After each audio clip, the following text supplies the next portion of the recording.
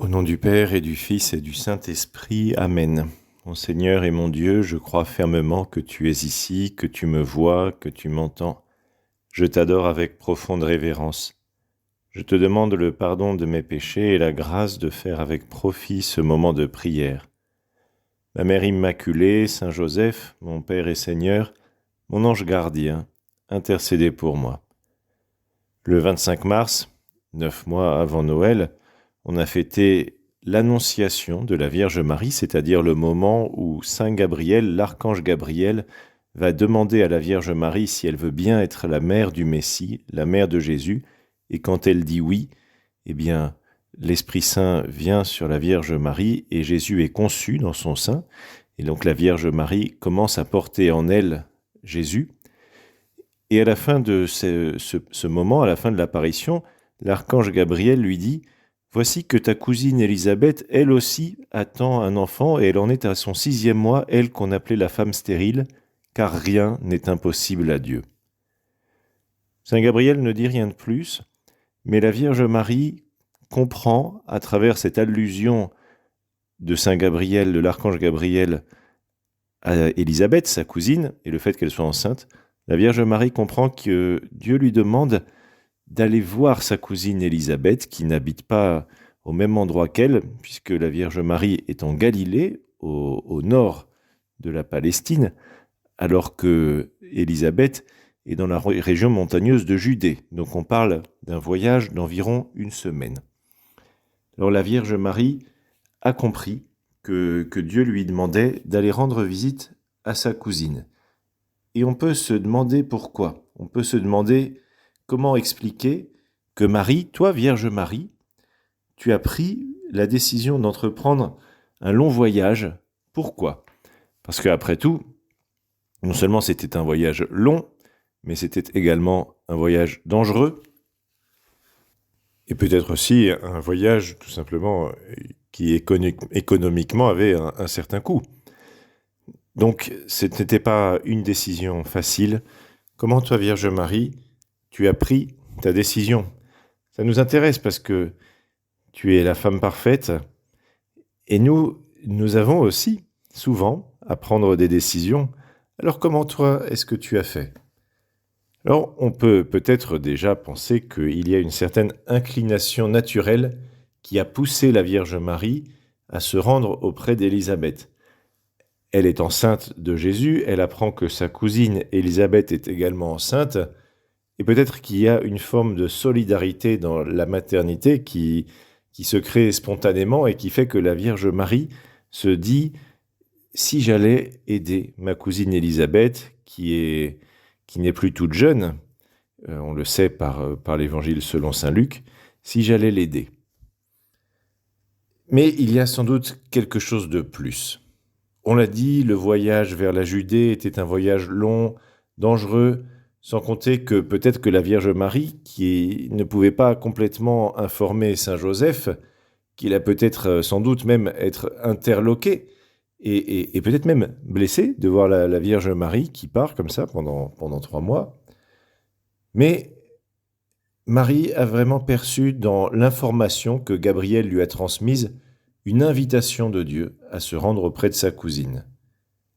C'est cet événement que nous fêtons aujourd'hui, la fête de la visitation de la Vierge Marie à sa cousine Élisabeth. Marie, comment as-tu pris ta décision ? Nous demandons-nous. Eh bien, sans doute la première chose, et une chose sans doute presque évidente, c'est que la Vierge Marie a pesé le pour et le contre dans la prière. Les décisions importantes, mais également les décisions quotidiennes, se prennent dans la prière, se prennent en dialogue avec Dieu.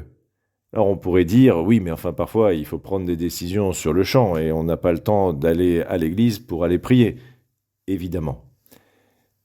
Mais on peut toujours avoir recours à son ange gardien, on peut toujours lui adresser une petite pensée ou adresser une petite demande à la Vierge Marie ou au Seigneur. Seigneur, que je prenne la bonne décision, et si on n'a pas du tout le temps, eh bien on peut malgré tout après revenir sur la décision et voir si on a pris une bonne décision. Alors la Vierge Marie, oui, elle tout ce qui lui arrive, tout ce dont elle est témoin, elle le porte dans son cœur et elle le médite. Alors voilà, sans doute, la première des clés pour prendre de bonnes décisions, méditer ce qui nous arrive dans notre cœur. C'est-à-dire prier le Seigneur pour lui demander de nous éclairer, pour lui demander de nous montrer quel chemin il veut que nous prenions. Nous sommes en train de préparer la fête de la Pentecôte. Aujourd'hui, on célèbre la fête de la Visitation, mais d'ici quelques jours, nous fêterons la fête de la Pentecôte, c'est-à-dire la venue de l'Esprit Saint sur les apôtres et sur la Vierge Marie. L'Esprit Saint est venu aussi sur nous, nous l'avons reçu lors de notre baptême et lors de notre confirmation. Nous pouvons, dans notre prière, demander à l'Esprit Saint de nous éclairer. Nous pouvons lui demander ses dons, le don de conseil, le don de force aussi, le don d'intelligence, le don de science. Nous avons besoin de tous les dons de l'Esprit Saint, des 7 dons de l'Esprit Saint, pour prendre de bonnes décisions, pour marcher selon Dieu. Parce que ce n'est pas toujours facile de faire ce que Dieu nous demande. D'abord, ce n'est pas forcément facile parce que les chemins de Dieu ne sont pas nos chemins. Et donc, voir ce que Dieu veut, cela peut exiger de rompre avec les façons traditionnelles que nous avons de raisonner.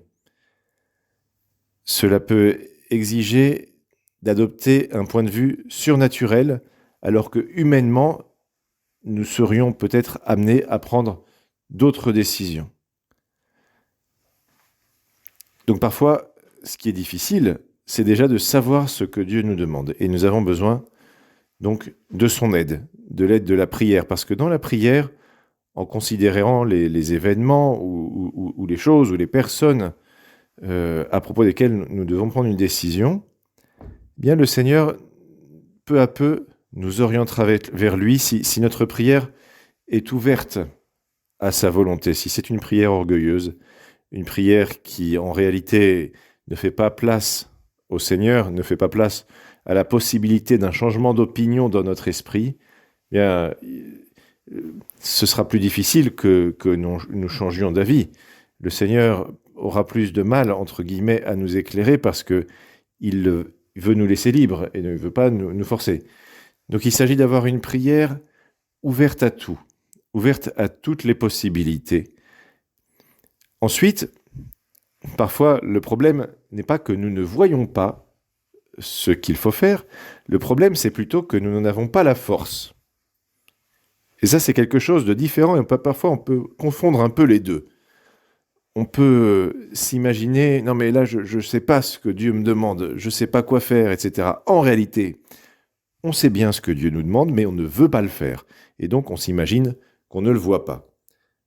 C'est ce qu'on pourrait appeler le danger de l'intellectualisme. L'intellectualisme, c'est l'attitude de celui qui voit très bien ce qu'il doit faire, mais qui ne le fait pas parce qu'il n'a pas le courage, et donc il s'invente des raisons, mais qui en réalité ne sont pas de véritables raisons, et au fond de lui, il sait bien que le problème, c'est qu'il n'a pas le courage.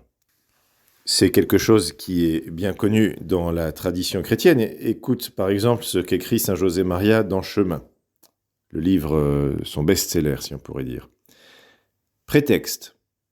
Il ne t'en manquera jamais pour te soustraire à tes devoirs. Quelle abondance de raisons déraisonnables. Ne t'attarde pas à les considérer, repousse-les et accomplis ton devoir. Autre point de chemin sur le même sujet. Tu raisonnes bien froidement. Que de motifs, dont certains capitales, semble-t-il, pour abandonner l'entreprise. Je vois que tu as, sans doute, des raisons, mais tu n'as pas raison. Parfois, comme nous sommes pris dans une situation qui nous implique émotionnellement fortement, nous pouvons avoir beaucoup de raisons pour agir d'une manière déterminée, mais il se peut que malgré toutes ces raisons, nous n'ayons pas raison. Donc demandons à l'Esprit Saint de nous donner la lumière pour voir et la force pour vouloir. La Sainte Vierge Marie a eu la lumière pour voir qu'elle devait aller voir sa cousine Élisabeth et également la force pour entreprendre ce long et dangereux voyage qui n'était pas simple. Demandons-lui de nous obtenir du Seigneur la grâce de suivre son exemple et d'être toujours totalement, absolument fidèles à ce que l'Esprit Saint nous demande, à accueillir sa lumière et sa force pour faire toujours et en tout ce que Dieu veut que nous fassions. Je te remercie, mon Dieu, des bonnes résolutions, des actes d'amour et des inspirations que tu m'as communiquées dans cette méditation. Je te demande de m'aider à les mettre en pratique. Ma Mère Immaculée, Saint Joseph, mon Père et Seigneur, mon ange gardien, intercédez pour moi.